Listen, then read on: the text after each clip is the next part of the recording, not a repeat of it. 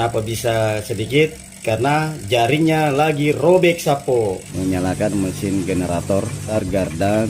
Dari gardan yang berputar ini mengulurkan tali, jaring pun akan turun dasar laut. Mesin generator menggandeng dinamo 10.000 kW dayanya.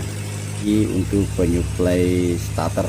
Dan ini drum solar klar untuk menyalakan ataupun mematikan lampu trafo-trafonya, karena yang putih-putih juga trafo. Mesin X mobil 6 silinder seperti ya main skater Sapo.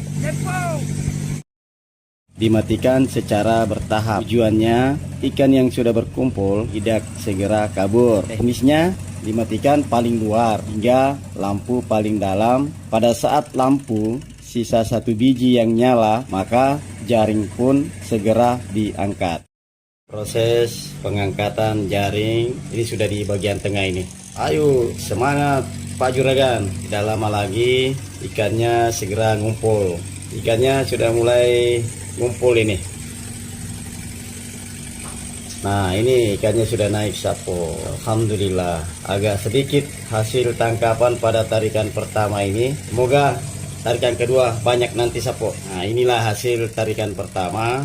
Jadi terlalu besar robeknya sehingga ikan banyak yang kabur. Bang Igo masak cumi. Nah, ini nih cuminya Sapo. Woi, masih Pak Mimi Sapo.